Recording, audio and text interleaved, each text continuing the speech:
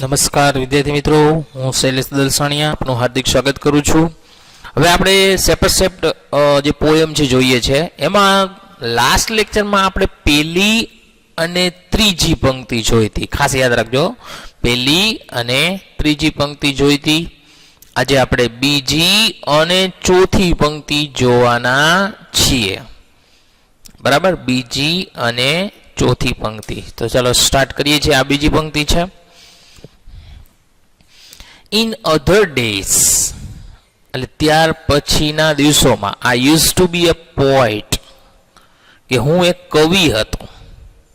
હવે અહીંયા કવિ શું છે? એક કવિ હતા. Through whose pen, કે જેની પેન દ્વારા, innumerable songs, innumerable નો મીનિંગ શું થાય? અસંખ્ય. songs એટલે ગીતો. would come to win the heart of man, કમ એટલે આવેલા, ટુ વિન, વિન એટલે જીતવું, હાર્ટ ઓફ મેન એટલે માણસોના હૃદયને જીતવા માટે, કે જેની પેન દ્વારા માણસોના હૃદયને જીતવા માટે અસંખ્ય ગીતો આવેલા હતા અથવા આવેલા છે. કારણ કે કવિનું તો કામ શું હોય છે? ગીતો લખવાનું હોય છે. But now, through new got knowledge, but now, પરંતુ હવે, through new got knowledge, new got knowledge એટલે કે નવું જ્ઞાન, પરંતુ હવે નવું જ્ઞાન પ્રાપ્ત થયેલ છે. which I had not had so long, which I had not had so long, કે જે મારી પાસે ઘણા સમયથી ન હતું. I have ceased to be the poet, કે મેં કવિ બનવાનું બંધ કરી દીધું.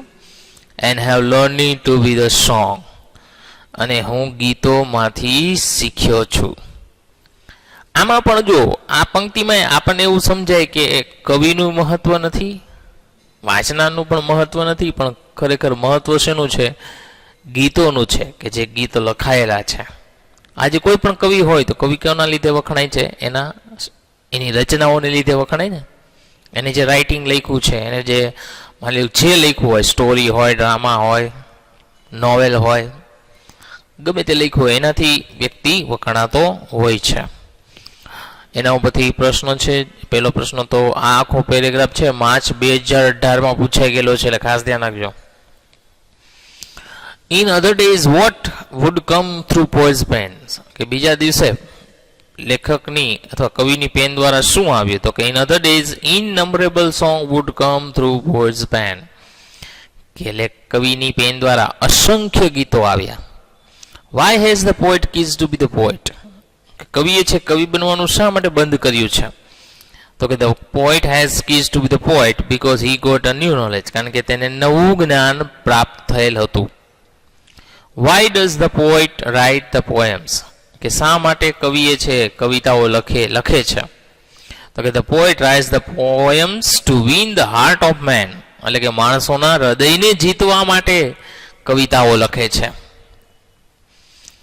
What was the poet in the past, કવિ છે ભૂતકાળમાં શું હતા? તો કે the poet was the writer of the song, એટલે કે પોએટ હતા. in the past, કે કવિ છે ભૂતકાળમાં કવિ જ હતા.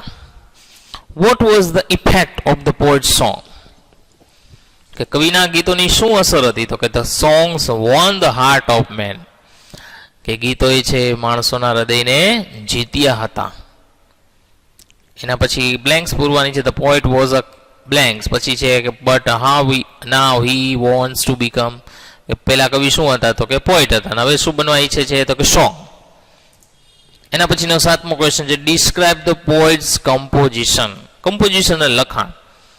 તો કે ધ પોએટ કમ્પોઝ ઇનનંબરેબલ સોંગ, કે કવિએ છે કેટલા અસંખ્ય ગીતો કમ્પોઝ કર્યા હતા, લખ્યા. Which could win the heart of men, કે જેને માણસોના હૃદયને જીતી શક્યા. 8મો પ્રશ્ન છે, what was the poet realisation on a later stage, કે કવિને ત્યાર પછી શું સમજાય? તો on a later stage with the help of the newly got knowledge, કે નવું મેળવેલું જ્ઞાન દ્વારા ધ પોએટ કીઝ ટુ બી ધ પોએટ, કે કવિએ છે કવિ બનવાનું બંધ કર્યું, and learn need to be the song, અને તે ગીતોમાંથી શીખ્યા હતા. 9મો પ્રશ્ન છે, what was the narrator in his bygone days, કે લેખક પહેલાના દિવસોમાં શું હતા.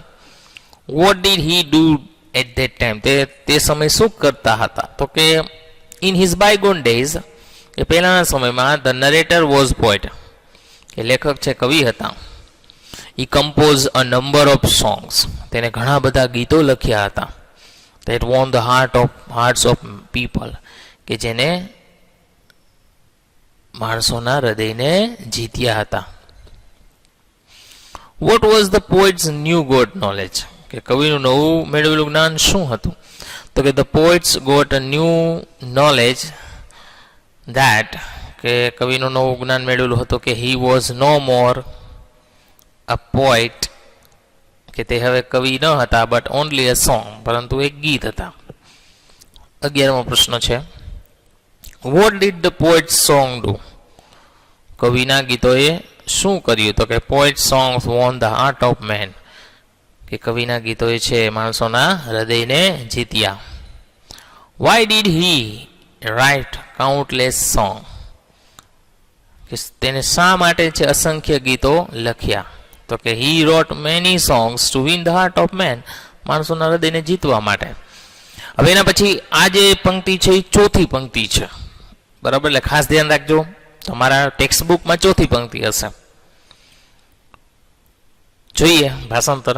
ઇન બાયગોન ટાઈમ્સ, કે પહેલાના સમયમાં, I use to be a dreamer, dreamer એટલે સ્વપ્ન જોનાર. ડ્રીમરનો મિનિંગ શું થશે, સ્વપ્નોને જોનાર. In bygone times I use to be a dreamer, કે પહેલાના સમયમાં હું એક સ્વપ્ન જોનાર હતો. વુ વુડ હલ, હલ કરવું એટલે ચીસો પાડવી. વુ would howl on every side, એટલે ચારે તરફ.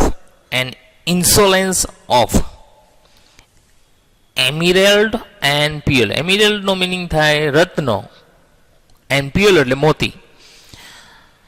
ઇન્સોલેન્સ એટલે કે એના ઘમંડમાં, કે તે મોતી અને રત્નોના ઘમંડમાં ચારે તરફ ચીસો પાડતો હતો. But now that I am kneeling at the feet of supreme, kneeling કરવું એટલે ચરણોમાં પડી જવું. ફીટ ઓફ ધ સુપ્રીમ એટલે ભગવાન, સુપ્રીમ એટલે ભગવાન, અને હવે હું ભગવાનના ચરણોમાં નમી રહ્યો છું અથવા ઝૂકી રહ્યો છું. આઈ હેવ કીઝ ટુ બી ધ ડ્રીમર, મેં સ્વપ્ન જોવાનું બંધ કર્યું. And have learn to be the dream, અને હું સ્વપ્નોમાંથી શીખ્યો છું. આ પંક્તિમાં પણ એવું કહે છે કે ભાઈ જે વસ્તુ છે, જે માણસ પાસે જે પૈસા ધન આ તે છે, એનું અભિમાન ન હોવું જોઈએ, બરાબર. કારણ કે જો રત્નો અને મોતીનું અભિમાન રાખે માણસ, એનાથી માણસ સુખી થતો નથી. એના બધી પ્રશ્નો જોઈએ છે આપણે. પહેલો પ્રશ્ન છે, what was the poet in this past time, કવિ છે ભૂતકાળમાં શું હતા. તો કે in the past poet was a dreamer. જો આ પંક્તિ ઉપર જવાનો, જેની પંક્તિ હોય એ લખવાનું તમારે. What change the poet's thoughts, કવિના વિચારોમાં શું પરિવર્તન આવ્યું. તો કે the poet surrender himself to God, કે કવિએ છે ભગવાન સામે શરણાગતિ સ્વીકારી. એન્ડ સબમિશન, અને સ્વીકાર્યો. હી ફાઉન્ડ હિઝ થોટ ચેન્જ, અને તેને તેના આ વિચારો બદલ્યા. ધ પોએટ વોઝ ખાલી જગ્યા but now his wants to become blank.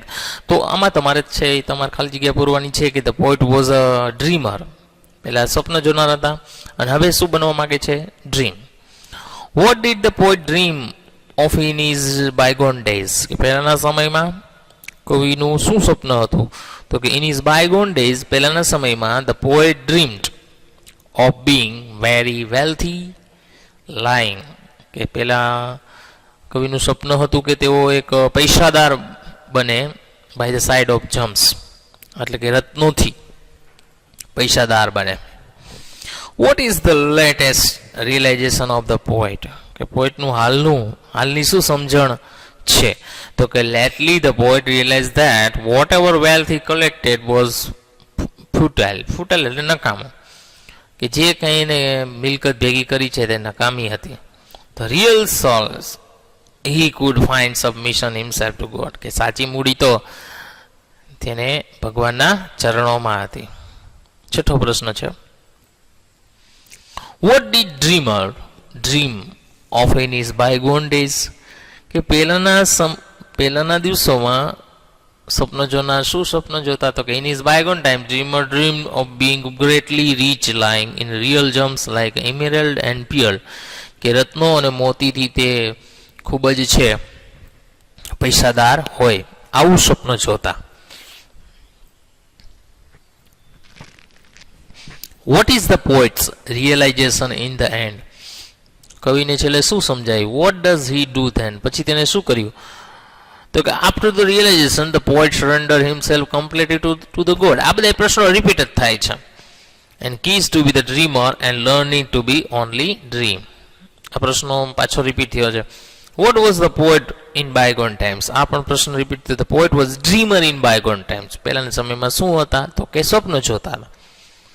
Y did poet કીઝ ટુ બી અ ડ્રીમર, શા માટે કવિએ છે ડ્રીમર બનવાનું બંધ કરી દીધું? તો કે poet કીઝડ to be a dreamer because he realized the mortality of human being and knelt at the feet of the Supreme, કે તેને માણસની મોર્ટાલિટી એટલે માનવતા તેને સમજાય અને તેઓ ભગવાનના ચરણોમાં નમ્યા. તો મિત્રો અહીંયા પોએમ પૂરી થાય છે, બરાબર, અને એના પ્રશ્નો પણ તમને સમજાવ્યા. ખાસ ધ્યાન રાખજો, પ્રશ્નોમાંથી પૂછાઈ શકે છે અને આ બહુ આઈએમપી પોએમ છે. ઓકે, તો વિડીયો જોવા બદલ આપનો ખૂબ ખૂબ આભાર. અહીંયા સુધી રાખીએ છીએ.